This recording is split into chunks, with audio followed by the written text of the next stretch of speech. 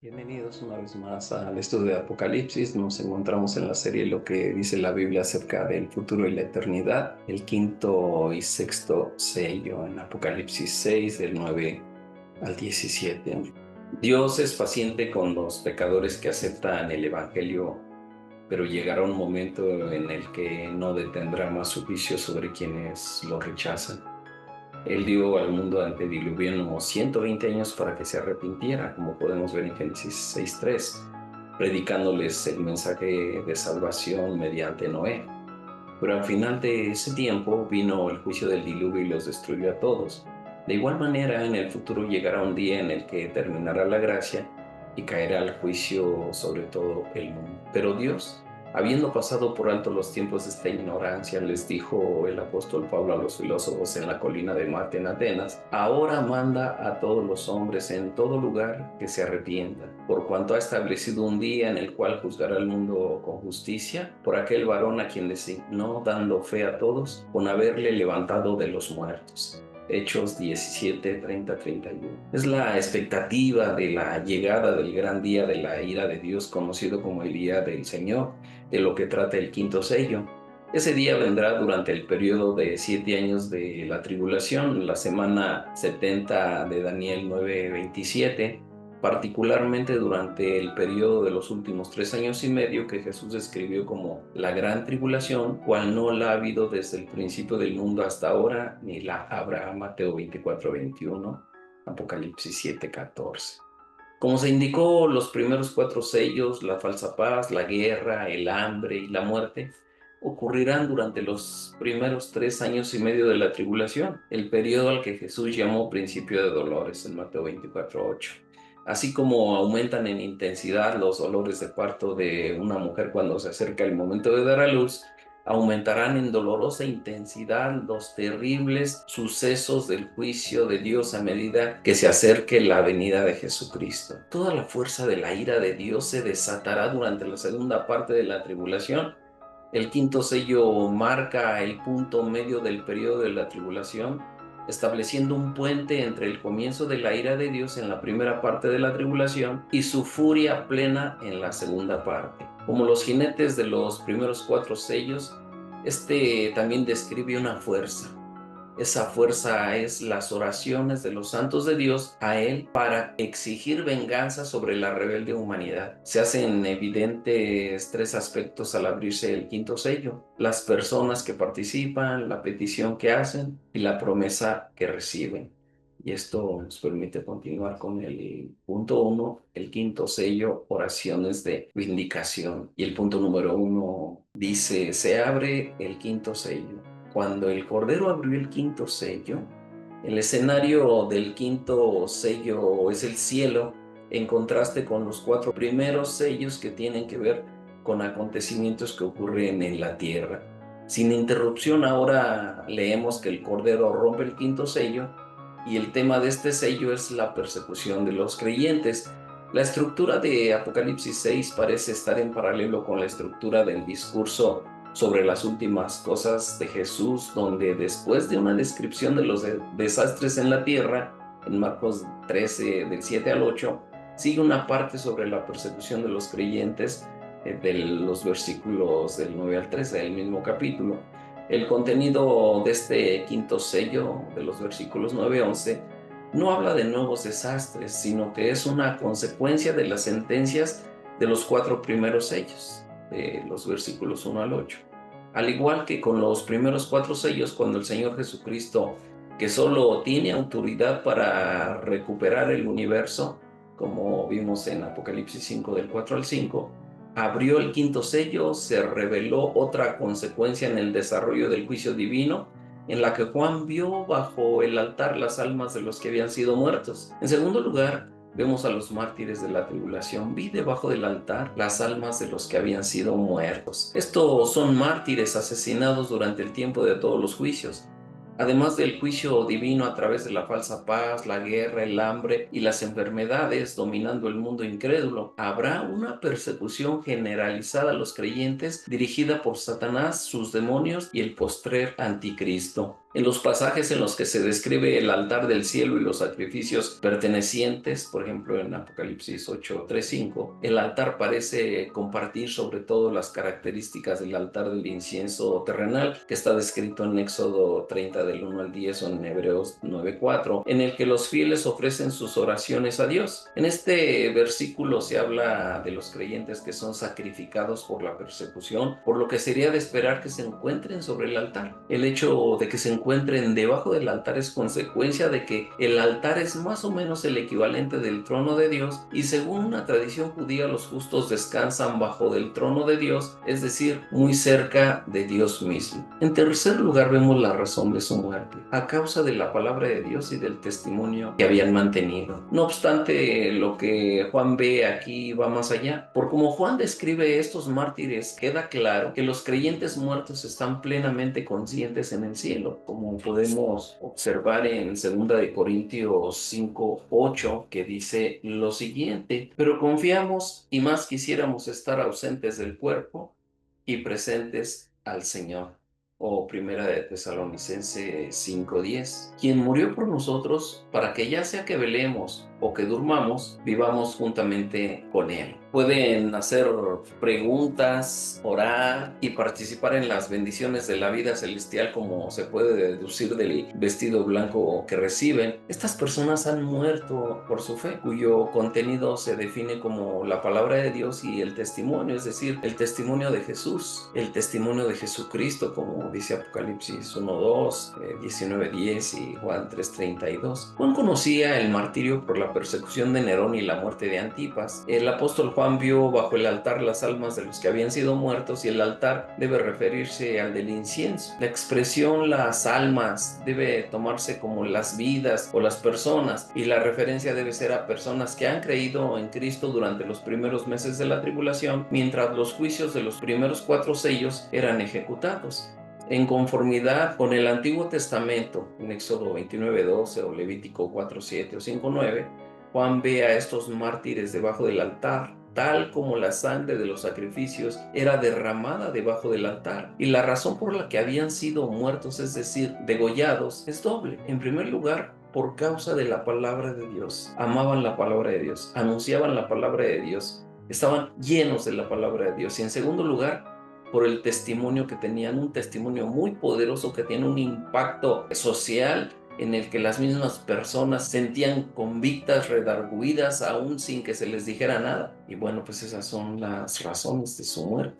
Estos mártires eran obedientes a la palabra de Dios y daban testimonio de su fe a pesar de las persecuciones. En cuarto lugar, vemos la oración por justicia. Y clamaban a gran voz diciendo: ¿hasta cuándo, oh Señor santo y verdadero? Los mártires de la tribulación piden a Dios que les haga justicia y que dé su merecido castigo a quienes les han perseguido. Se refieren a Dios llamándole Señor. Este vocablo sugiere soberanía, majestad, poder. Dios el soberano tiene control absoluto sobre todas las cosas. Además, Dios es reconocido como santo y verdadero. Esos dos atributos de Dios cobran aquí un significado muy importante, por cuanto el tema tratado es el juicio de Dios sobre los inicuos. El Señor soberano siempre juzga sobre la base de su santidad y en conformidad con la verdad de su palabra. La fuerza implicada en el quinto sello son las oraciones de los mártires de Dios en la tribulación para proclamar venganza sobre sus asesinos, los que rechazan a Cristo. La oración tendrá una función fundamental en el derramamiento de los juicios de Dios en la tierra. Esta oración es muy diferente de la del mártir Esteban, ahí en Hechos 7:60, en la que él oró para que Dios no tuviera como culpables a los que lo asesinaban, en este caso Pablo y sus secuaces. Después Pablo, mediante la oración de Esteban, llegó a conocer al Señor. Señor, no les tomes en cuenta este pecado. Los 24 ancianos y los ángeles alababan a Dios a gran voz, como en 5:12, y los mártires de la tribulación le pedirán también a gran voz. En armonía con su llamado de venganza y justicia, se dirigen a Él como el Señor santo y verdadero. Señor no traduce la palabra que por lo regular se emplea en el Nuevo Testamento para Señor, sino un término más fuerte: amo, gobernante, y se refiere al poder, a la majestad y a la autoridad de Dios Padre. Los mártires basan su pedido de venganza en dos de los atributos de Dios. Como Dios es santo, Él debe juzgar el pecado, y como Él es verdadero, debe ser fiel a su palabra y cumplir sus promesas. Aplica esta frase santo y verdadero a Jesucristo, confirmando así su deidad y su plena igualdad con el Padre. En quinto lugar tenemos la oración por vindicación. ¿Hasta cuándo esperarás para juzgar y vengar nuestra sangre de los que moran en la tierra? Esa oración de los mártires se parece más a los salmos imprecatorios, una oración de perdón es apropiada en un tiempo de gracia, pero cuando la gracia finaliza y llega el juicio, son adecuadas las oraciones pidiendo retribución divina y santa.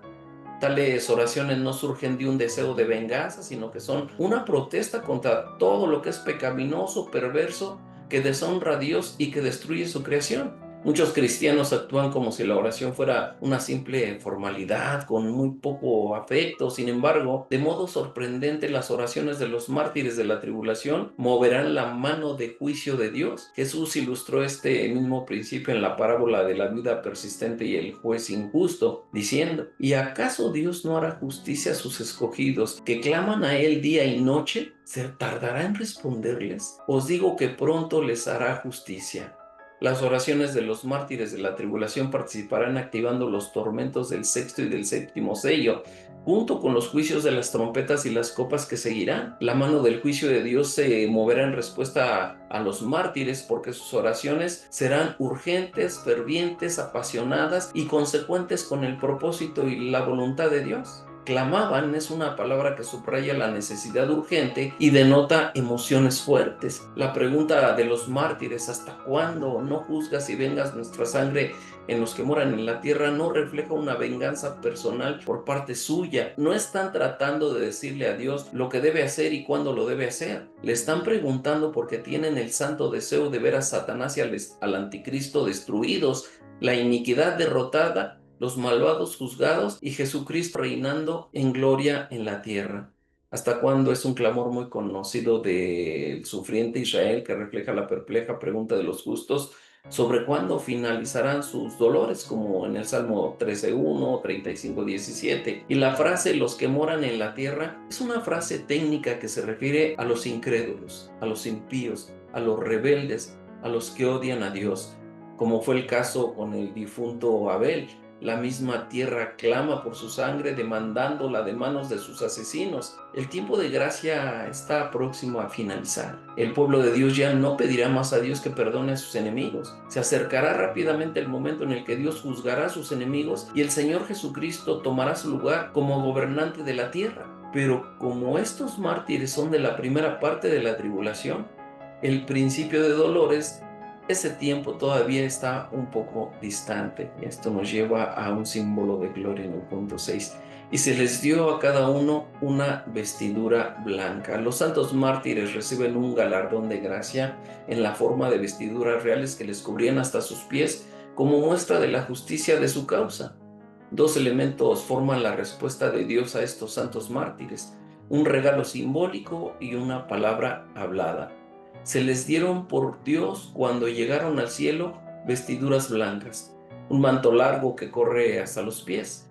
Esas largas y brillantes vestiduras blancas eran una recompensa de gracia, como dice Apocalipsis 7:9 y 7:14, simbolizando el regalo de Dios de justicia, santidad, dignidad y honor eternos. Simbolizan toda la gloria que los santos redimidos disfrutarán en el cielo. No eran en realidad vestiduras, ya que lo que se describe en esta visión es más bien antes de la resurrección de los cuerpos de los redimidos, que ocurre para los santos de la tribulación en la venida de Cristo, como podemos leer en Apocalipsis 20 del 4 al 5, que dice lo siguiente: y vi tronos y se sentaron sobre ellos los que recibieron facultad de juzgar, y vi las almas de los decapitados por causa del testimonio de Jesús y por la palabra de Dios, los que no habían adorado a la bestia ni a su imagen, y que no recibieron la marca en sus frentes ni en sus manos, y vivieron y reinaron con Cristo 1000 años. Pero los otros muertos no volvieron a vivir hasta que se cumplieron 1000 años. Esta es la primera resurrección. Esto nos lleva al punto 7, el descanso celestial, y se les dijo que descansaran un poco más de tiempo. Junto con este regalo vino una palabra hablada de Dios. específicamente para que descansasen todavía un poco de tiempo. Esto no es una censura por su impaciencia, ya que la impaciencia es pecado y las personas perfectas en el cielo no pecan. Más bien es una invitación a dejar de clamar por venganza y seguir disfrutando de la dicha del descanso celestial hasta que llegue el tiempo de Dios para la ira. La frase un poco de tiempo indica que no se demorará mucho ese tiempo. Como se indicó antes, es ver este sello como describiendo un periodo en medio de los 7 años de tribulación. Hay una similitud verbal con la frase en Apocalipsis 16 que dice, el tiempo no será más, que obviamente termina con la demora de la que Dios habló a los mártires en el versículo 11 del capítulo 6. En el punto 8, bueno, pues es un tiempo de espera hasta que se completara también el número de sus consiervos y de sus hermanos que habrían de ser muertos como ellos lo habían sido. Se les informa además que deben descansar todavía un poco de tiempo en el sentido de que disfrutan de las bendiciones en la presencia de Dios. La espera podría parecer larga desde la óptica de los mortales, pero respecto a Dios es un tiempo tan breve que es imposible computarlo, hasta que se completara el número de sus consiervos y sus hermanos que también habían de ser muertos. Esta frase da a entender que habrá un segundo grupo de mártires.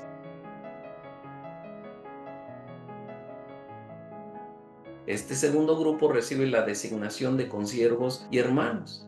El primer grupo de mártires durante la primera mitad de la gran tribulación, a causa de su testimonio, como lo describe Mateo 24:9, mientras que el segundo grupo padece por negarse a someterse a la bestia y adorar su imagen durante los años finales de la tribulación. El verbo completara significa llenar, cumplir, y la idea de la frase es que Dios ha preordenado un número específico de siervos suyos que serán mártires durante los años de la tribulación. Aquí no se habla del número de los redimidos, sino del de los mártires que sufrirán durante las persecuciones de los últimos tiempos. Los dos grupos únicamente los separa el factor tiempo. La realidad es que a la postre forman un solo grupo que constituirá a los mártires de la tribulación. Esto ocurrirá una vez que el número de ellos sea completado. Aunque el hombre no sea capaz de explicarlo, hay un propósito divino en el sufrimiento de los hijos de Dios. Lo confortante es que Dios tiene absoluto control de todos los acontecimientos y que la muerte de sus santos es siempre preciosa delante de sus ojos, como dice el Salmo 116:15. Es evidente que ocurrirá cierto tiempo entre el capítulo 6, 11 y 16. Para el día del juicio y de la venganza de Dios faltan unos 3 años y medio y no vendrá hasta que se completara el número de sus consiervos y sus hermanos que también habían de ser muertos como ellos. Dios predeterminó en su soberanía el número exacto de los que sufrirán la muerte. A los demandantes se les dijo que disfrutaran del descanso del cielo hasta que se alcanzara ese número. Robert L. Thomas observa lo siguiente: la palabra a las almas bajo el altar les da la seguridad de que Dios finalmente vengará la sangre de ellos, pero el momento de la culminación de esa venganza aún no ha llegado. Algo que debe suceder previamente es el incremento del número de ellos mediante más martirios. Los moradores de la tierra bajo el surgente liderazgo de la bestia del mar aportarán un número aún mayor de víctimas humanas antes de que Cristo intervenga finalmente mediante su aparición personal en la tierra nuevamente. Hasta entonces, a los que ya están muertos se les dice que descansen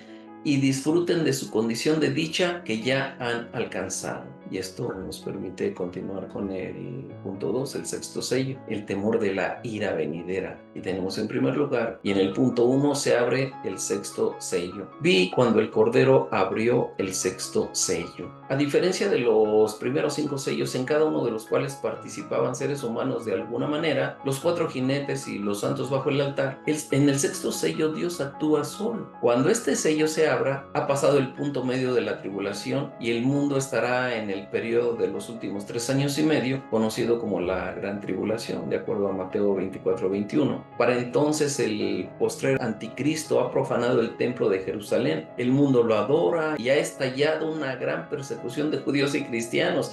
Increíblemente, en medio de toda la confusión y el caos de los juicios divinos sobre el mundo, la mayoría de las personas tendrán sus ocupaciones como de costumbre. Hablando de ese tiempo, Jesús dijo que serán como en los días de Noé. Así será la venida del Hijo del Hombre.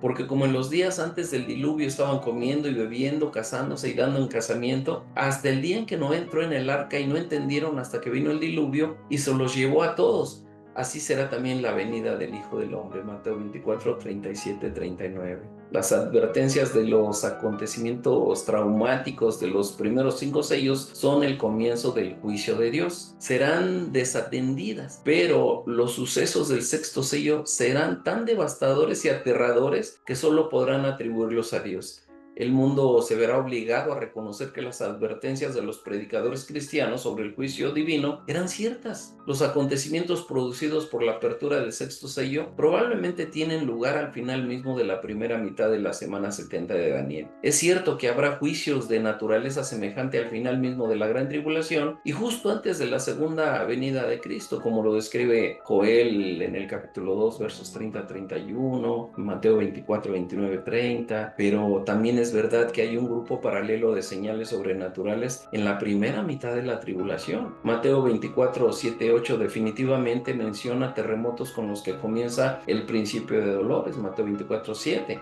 o Lucas 21, 11. Obsérvese que en el quinto sello los mártires de la tribulación son ejecutados en la primera mitad de la tribulación y el sexto sello está estrechamente relacionado con el quinto. Puede concluirse, por lo tanto, que los sucesos del sexto sello tendrán lugar al final de la primera mitad de la semana 70 de Daniel. En segundo lugar, el gran terremoto. Y hubo un gran terremoto. Ha habido muchos terremotos que registra la historia y habrá más durante la primera parte de la tribulación, pero el acontecimiento catastrófico que Juan vio en este sello va a ser mucho más poderoso y devastador que cualquier terremoto anterior. En realidad, este estremecerá más que simplemente la tierra. Terremoto literalmente significa una sacudida.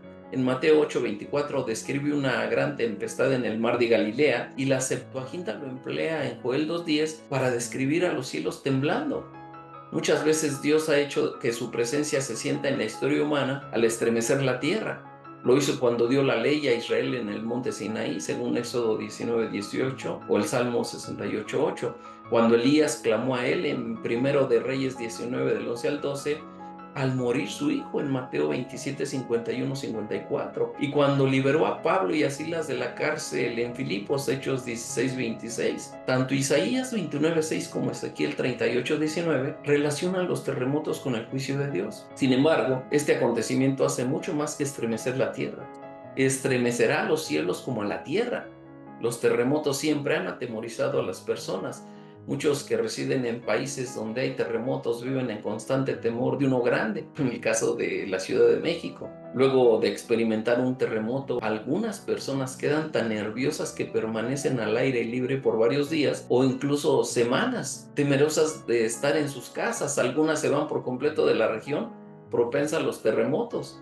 El número de citas en las consultas de los psiquiatras y psicólogos aumentan también, ya que los que permanecen luchan para vencer sus temores, pero los temores causados por este terremoto serán incalculablemente mayores que los causados por cualquier terremoto anterior. No solo será el terremoto más poderoso que el mundo haya visto jamás, sino que vendrá también en un momento de problemas sin precedente. Las personas que experimenten este terremoto serán las que sobrevivan a la guerra mundial, la hambruna devastadora y la ampliamente generalizada plaga de enfermedades mortales. Al quitarse lo que detiene el Espíritu Santo, la divina persona que ha sujetado a Satanás y al anticristo hasta que llegue el tiempo de Dios, según Segunda de Tesalonicenses 2, 6, 8. Vamos a leerla, es muy ilustrativa. Segunda de Tesalonicenses 2, 6, 8 dice así: y ahora vosotros sabéis lo que lo detiene, a fin de que a su debido tiempo se manifieste, porque ya está en acción el misterio de la iniquidad, solo que hay quien al presente lo detiene, hasta que él a su vez se ha quitado de en medio, y entonces se manifestará aquel inicuo a quien el Señor matará con el espíritu de su boca y destruirá con el resplandor de su venida. Inicuo cuyo advenimiento es por obra de Satanás con gran poder y señales y prodigios mentirosos y con todo engaño de iniquidad para los que se pierden por cuanto no recibieron el amor de la verdad para ser salvos. El mundo se hundirá de cabeza en la inmoralidad, los vicios, la maldad y la impiedad mucho más de lo que ahora acontece. El llamado ahora a todos los seres humanos en todo el mundo es: arrepiéntanse porque viene el juicio de Dios y crean en Jesucristo que Dios ha enviado para salvar salvarles. Él ya murió hace 2000 años, ya pagó en la cruz del Calvario por todos nuestros pecados, por los pecados pasados, presentes y futuros. Pero Él demanda que te arrepientas de verdad, que creas, que cambies tu manera de vivir, de ser, tu conducta. De otra manera, si no aceptas el pago que Jesús hizo por ti, tú tendrás que pagar en el lago de fuego.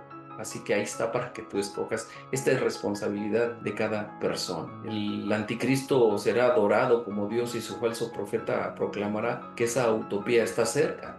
Tan pronto como los creyentes en el Dios verdadero sean quitados, sin embargo, en un instante se expone la mentira de Satanás y las falsas esperanzas del mundo se hacen pedazos por la violenta sacudida de la misma tierra que está bajo sus pies. Y esto nos permite ver el punto 3, la terrible oscuridad. Y el sol se puso negro como tela de silicio. Después del terremoto habrá señales en el firmamento que el hombre no había contemplado antes. El sol se puso negro como tela de silicio. La expresión tela de silicio significa tela de pelo de cabra. El pelo negro de las cabras se usaba para fabricar tela. La tela en sí, además de su color, se asociaba con la tristeza, la desesperación y la muerte. Siguiendo los talones al terremoto llega un segundo desastre. El sol se puso negro como tela de silicio, y silicio era la ropa áspera que usaban los que hacían lamentaciones. Después del violento terremoto que devasta la tierra, el sol se pondrá tan negro como el manto del que hace lamentación. El científico Henry M. Morris explica lo que pudiera causar ese fenómeno. El gran terremoto descrito aquí por primera vez en la historia es de alcance mundial. Los sismólogos y los geofísicos en los últimos años han aprendido mucho sobre la estructura de la Tierra y sobre la causa y la naturaleza de los terremotos. La sólida corteza de la Tierra está atravesada por una compleja red de fallas que todas descansan sobre una capa flexible de cuya estructura aún se desconoce mucho. Si la corteza consiste de grandes placas que se mueven, es un asunto de controversia actual entre los geofísicos, por lo que en definitiva la causa de los terremotos aún se desconoce. Con toda probabilidad, todo el complejo de inestabilidades de la corteza es un remanente de los fenómenos asociados al diluvio, sobre todo la disolución de las fuentes de las grandes profundidades. En todo caso, la vasta red mundial de inestables terremotos que se halla alrededor del mundo de pronto comienza a deslizarse y quiebra a nivel global y sucederá un gigantesco terremoto. Esto es evidente y naturalmente acompañado de tremendas erupciones volcánicas arrojando enormes cantidades de polvo, humo y gases hacia la atmósfera. Es probable que esto haga que el sol se oscurezca y que la luna parezca roja como sangre, que es el próximo punto. Y toda la luna se volvió como sangre. El profeta Joel habló de esos mismos fenómenos respecto al día del Señor. El sol se convertirá en tinieblas y la luna en sangre antes que venga el día grande y espantoso del Señor. Joel 2:31. En otros pasajes se asocia a las tinieblas con juicios, como en Éxodo 10:21-22 o Mateo 27:45. Y el tercer desastre está estrechamente relacionado con el oscurecimiento del sol cuando la luna se volvió toda como sangre. Habrá grandes nubes de ceniza y humo arrojadas por la actividad volcánica asociadas con el gran terremoto mundial. Esa ceniza y ese humo eclipsarán a la luna, dándole un color rojo en su intento de perforar el cielo oscurecido por el humo. Isaías también describió este extraño y aterrador fenómeno, escribiendo en Isaías 13:10 lo siguiente: el sol se oscurecerá al nacer y la luna no dará su resplandor. Joel añade: el sol y la luna se oscurecerán. Y en el pasaje citado antes, Joel habló del oscurecimiento del sol y de que la luna se volvería como sangre. Estos fenómenos afectarán todos los aspectos de la vida al desestabilizarse el ciclo normal de día y noche. El eclipse total de sol y luna añadirán más motivos al mundo para estar llenos de pavor. La totalidad de la superficie lunar adquirirá un color rojizo semejante a la sangre. Este raro eclipse total de la luna servirá también para aumentar la perplejidad de la humanidad, y por eso vamos al punto 5, la caída de las estrellas. Y las estrellas del cielo cayeron a la tierra. Habrá un acontecimiento cósmico que sin duda producirá profunda preocupación en la sociedad humana. El texto castellano dice: las estrellas del cielo cayeron sobre la tierra. El vocablo estrellas puede referirse a cuerpos celestes de mayor tamaño, como el Sol, pero su significado no se limita a este. Su significado es lo bastante amplio para incluir objetos menores que circulan a través del espacio de tiempo en tiempo. Entonces, del cielo en tinieblas saldrá el cuarto desastre. Juan dice que las estrellas del cielo cayeron sobre la tierra, y estrellas pudiera referirse a verdaderas estrellas pero también pueden describir cualquier cuerpo celeste aparte del Sol y de la Luna. Es obvio que en este contexto no se refiere a estrellas reales, ya que son demasiado grandes para caer sobre la Tierra y la incinerarían mucho antes de golpearla. Además, las estrellas aún estarán en su lugar luego cuando se toque la cuarta trompeta, como dice Apocalipsis 8:12. El cuarto ángel tocó la trompeta y fue herida la tercera parte del sol y la tercera parte de la luna y la tercera parte de las estrellas. Lo más probable es que esto sea una alusión a una lluvia de asteroides o meteoros que caen sobre la Tierra. Ha habido recientemente mucha especulación entre los científicos acerca de los efectos de un gran asteroide que choca contra la Tierra. Los expertos modernos creen que el impacto de asteroides, cometas y meteoritos golpeando la Tierra sería devastador y causaría una destrucción sin precedentes. Por eso estamos en punto 6. Analogía de la higuera. Como la higuera deja caer sus higos verdes al ser sacudida por un fuerte viento. Habrá tantos de estos cuerpos golpeando la tierra que Juan, en una vívida analogía, compara la escena a la higuera que deja caer sus higos cuando es sacudida por un fuerte viento, con toda la tierra recibiendo los golpes de bolas ardientes, hundiéndose en la oscuridad. No habrá lugar a donde las personas puedan escapar, ningún lugar donde puedan esconderse. Y esto nos permite llegar al punto 7, el cielo desaparecido. Y el cielo desapareció como un pergamino que se enrolla. Este versículo describe la conmoción cósmica que resulta de la apertura del sexto sello. El verbo desvaneció significa quebrar, romper, separar en dos. El cielo fue roto y separado en dos partes como un rollo que se enrolla. La mano poderosa de Dios parte el cielo como si fuera una hoja de papel. El quinto desastre en este sello afecta de alguna manera a la atmósfera de la tierra, porque desde la perspectiva del hombre, el cielo parece desvanecerse como un pergamino que se enrolla. Esta es la percepción humana de la magnitud de este juicio, pero no es la disolución final del cielo. Lo que viene después, como podemos ver en el capítulo 21, 1 y 2, que dice así: vi un cielo nuevo y una tierra nueva, porque el primer cielo y la primera tierra pasaron y el mar ya no existía más. Y yo, Juan, vi la santa ciudad, la nueva Jerusalén, descender del cielo de Dios, dispuesta como una esposa ataviada para su marido. O también en 2 de Pedro 3:10, que dice lo siguiente: pero el día del Señor vendrá como ladrón en la noche, en el cual los cielos pasarán con gran estruendo, y los elementos ardiendo serán deshechos, y la tierra y las obras que en ella hay serán quemadas. Este es un elemento culminante del terror y grandes señales del cielo que atemorizarán a las personas. Y Juan compara el cielo con un pergamino desenrollado que se divide a la mitad y cada parte se enrolla hacia su lado. Esta vívida figura tiene su paralelo en Isaías 34:4, que dice: y todo el ejército de los cielos se disolverá y se enrollarán los cielos como un libro, y caerá todo su ejército como se cae la hoja de la parra y como se cae de la higuera. Dios fustigará el dominio de Satanás, el príncipe de la potestad del aire. Y esto nos permite ir al inciso B, los desastres terrestres. Y en primer lugar tenemos las islas removidas. Y todo monte e isla fueron removidos de su lugar. Regresando en su visión a sucesos en la tierra, Juan describe un sexto fenómeno natural muy devastador, destacando que todo monte y toda isla se removió de su lugar. Toda la inestable corteza de la tierra comienza a moverse y a cambiarse. El doctor Morris también explica cómo pudiera suceder eso. La corteza de la tierra, muy inestable desde el diluvio, estará tan desestabilizada por el impacto de asteroides, de las explosiones volcánicas y de los terremotos mundiales, que grandes segmentos de ella comenzarán realmente a resbalar y deslizarse por encima de la profunda capa flexible de la tierra. Los geofísicos durante muchos años han estado fascinados con la idea de la deriva continental, aunque se han acumulado convincentes evidencias contra la ocurrencia de cualquier fenómeno como es en la era actual. Varios han publicado teorías de una catástrofe natural en el pasado, implicando lo que ellos llaman la cambiante corteza terrestre.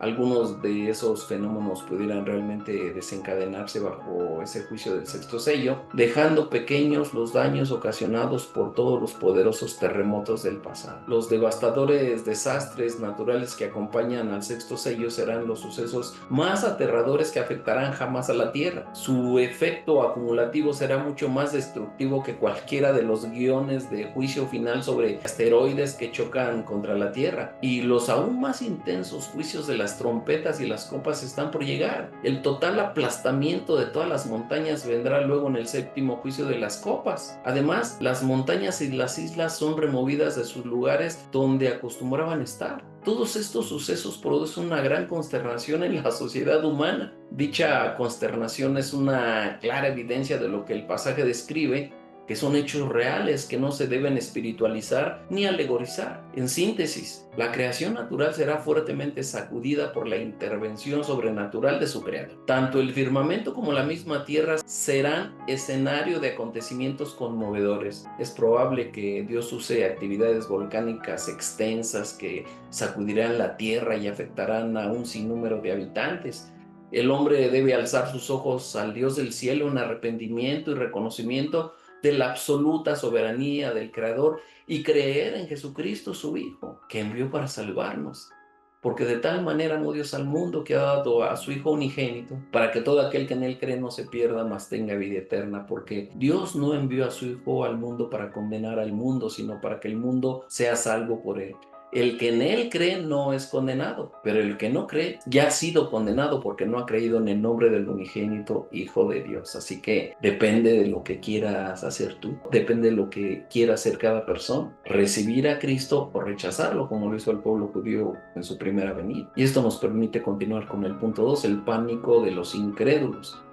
Y los reyes de la tierra y los grandes, los comandantes, los ricos, los poderosos y todo siervo y todo libre se escondieron en las cuevas y entre las peñas de los montes. En lugar de manifestar arrepentimiento, los habitantes de la tierra de todos los estratos sociales se llenan de pánico. Ahí están tanto los poderosos como débiles, los influyentes como los parias. Se incluyen las diferentes clases sociales y los gobernantes, reyes o emperadores, grandes o magistrados, funcionarios civiles de autoridad, capitanes o cabezas de 1000 soldados o tribunos. Dicho vocablo se usaba con referencia a los tribunos sin tener en cuenta cuántos soldados comandaban y poderosos, es decir, los ricos, pero además de estas clases privilegiadas se incluye también las grandes masas compuestas de siervos, esclavos y libres. Obsérvese que ni la riqueza ni la pobreza otorgan al hombre una etiqueta de piedad. La reacción de la humanidad no es mirar al cielo para pedir a Dios perdón y salvación. Por el contrario, procuran esconderse en las cuevas y entre las peñas en busca de autoliberación. Lo paradójico es que esas cuevas y peñas serán sacudidas hasta ser derribadas por el fuerte terremoto que tendrá lugar en ese tiempo de juicio, y los que estén ahí adentro serán aplastados. Y bueno, por eso tenemos la reacción de los incrédulos. Y decían a los montes y a las peñas: caed sobre nosotros y escondednos de la presencia del que está sentado en el trono. Los versículos 16 y 17 expresan la reacción de los hombres frente al juicio divino.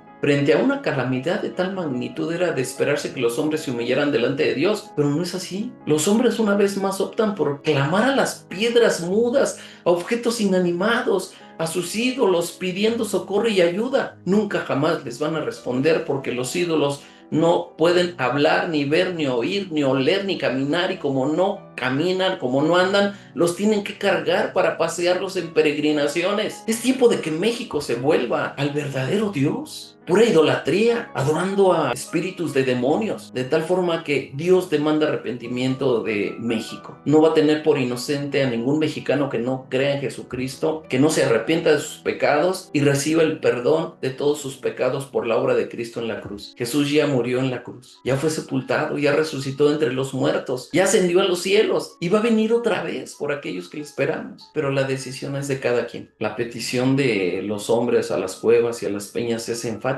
caed, escondednos. Es como si dijesen: caed sobre nosotros ya y escondednos inmediatamente del rostro de aquel que está sentado sobre el trono y de la ira del Cordero. ¿Quién se puede esconder de Dios? El salmista en el Salmo 139 explica claramente que eso no es posible. Dice el Salmo así: oh Jehová, oh Señor, tú me has examinado y conocido, tú has conocido mi sentarme y mi levantarme, has entendido desde lejos mis pensamientos, has escudriñado mi andar y mi reposo, y todos mis caminos te son conocidos.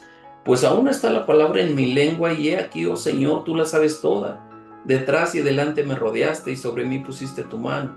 Tal conocimiento es demasiado maravilloso para mí. Alto es, no lo puedo comprender. ¿A dónde me iré de tu espíritu? ¿Y a dónde huiré de tu presencia? Si subiera a los cielos, allí estás tú. Y si en el Seol hiciere mi estrado, he aquí, allí tú estás. Si tomare las alas del alba y habitar en el extremo del mar, aún allí me guiará tu mano y me asirá tu diestra. Si dijere, ciertamente las tinieblas me encubrirán, aún la noche resplandecerá alrededor de mí. Aún las tinieblas no encubren de ti, y la noche resplandece como el día. Lo mismo te son las tinieblas que la luz.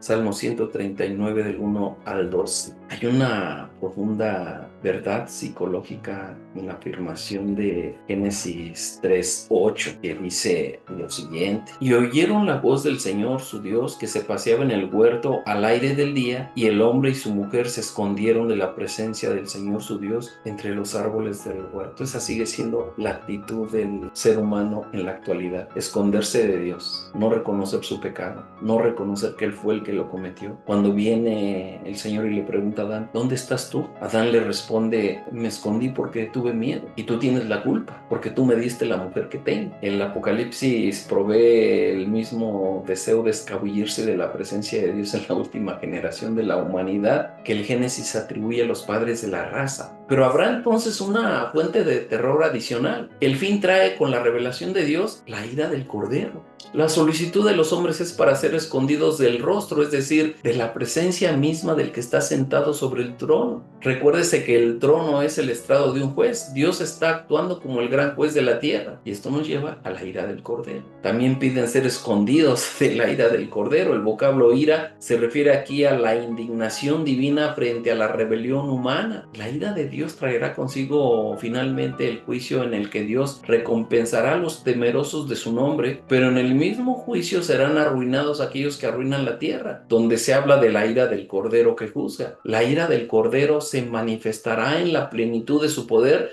simbolizado por sus 7 cuernos, como dice Apocalipsis 5:6. Los hombres temerán entonces la ira del Cordero después de haber rechazado su belleza y su gracia abundante. El escritor José Grau lo expresa con elocuencia y precisión. ¿Quién hubiera pensado que era posible hablar de la ira del Cordero? ¿No es el Cordero el más manso de los animales? Es la ira del amor despreciado, pisoteado 1,000 veces, a pesar de haber llegado hasta lo sumo del sacrificio por nosotros. La dureza del corazón humano se pone de manifiesto una vez más. En lugar de esconderse en el Cordero, intentan esconderse de Él, el único que puede salvarles, porque Él es el Cordero de Dios que quita el pecado del mundo.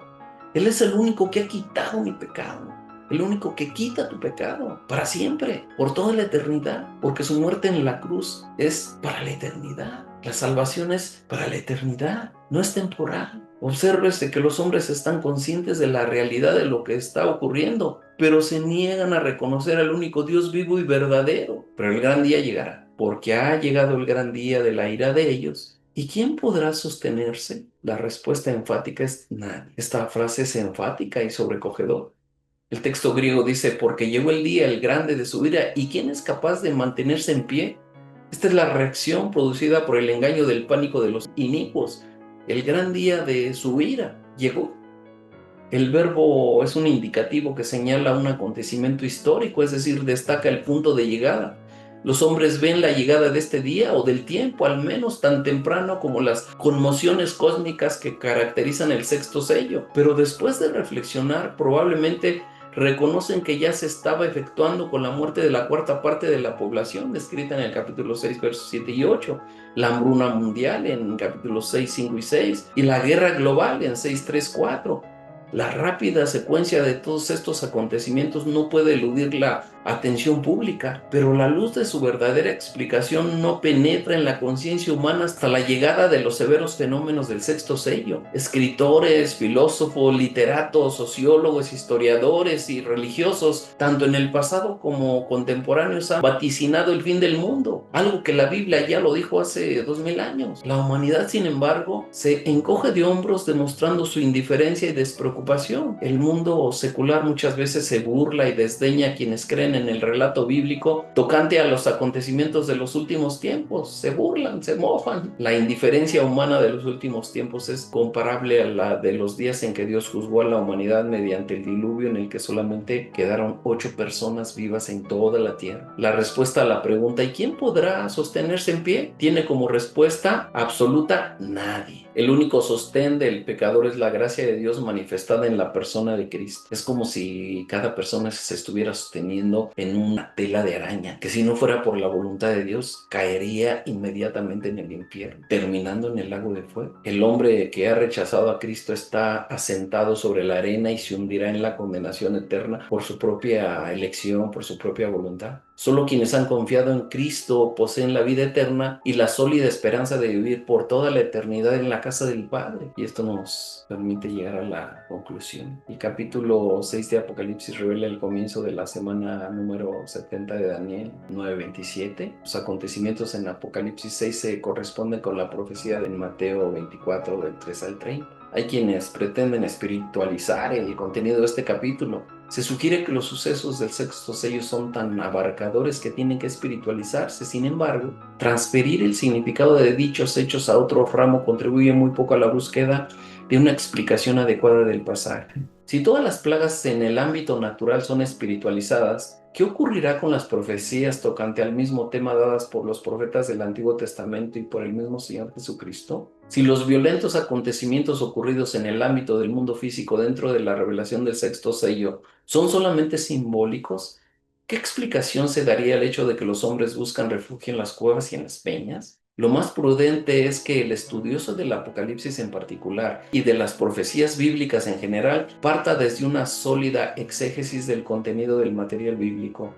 Es imprescindible además la utilización de una hermenéutica congruente. Si bien es cierto que no se debe minimizar el uso constante de símbolos y de figuras de dicción a través del Apocalipsis, también es cierto que la interpretación literal de sus géneros literarios dentro de su ambiente y dándole a cada figura el sentido pretendido por el autor y universalmente aceptado dentro de la cultura y de la literatura en la que el Apocalipsis fue escrito, constituye el mejor acercamiento a la comprensión del mensaje que Dios reveló al apóstol Juan. Bien, hemos concluido este estudio, pero no sin antes hacer un llamado a la persona o las personas que escuchen este estudio, esta clase, para que si no han conocido al Señor, vengan a la palabra, escudriñen por ustedes mismos. Busquen. La palabra de Dios es verdad, como dijo Jesús. No hay otro nombre bajo el cielo dado a los hombres en el que podemos ser salvos, sino solamente en el nombre de Jesús. Tenía que ser una persona divina y humana para poder ser un Salvador verdadero. Y ese requisito, el único que lo cumple es el Señor Jesucristo. De tal manera que, aunque hay muchas invenciones humanas, hay muchas personas que creen en otras personas humanas que les van a salvar, pero eso es imposible, porque el único que cumple el requisito que Dios puso de ser divino y humano a la vez para poder salvar a la humanidad, pues es el Hijo de Dios, quien vino a morir en una cruz derramando su preciosa sangre para el perdón de todos nuestros pecados. ¿Qué es lo que pide el Señor? Hacer justicia, misericordia y que se humillen delante de Él reconociendo a Jesucristo como su Señor y su Salvador. Pero es una decisión personal, cada quien tiene que hacer. Si esta es tu decisión, puedes decirle al Señor Jesucristo lo siguiente: Señor Jesucristo, reconozco que te necesito, reconozco que soy pecador, un pecador imperdonable, pero sé que tú viniste a morir en mi lugar y a pagar por todos mis pecados, y yo lo reconozco y me arrepiento con todo mi corazón y te pido que me perdones y te pido que vengas a mi vida y la cambies y entres en mi corazón y tu espíritu me cambie, me dé una nueva vida, me regenere, me haga una nueva persona. Quiero ser distinto, quiero cambiar, quiero vivir una vida distinta. Sé que algún día he de morir,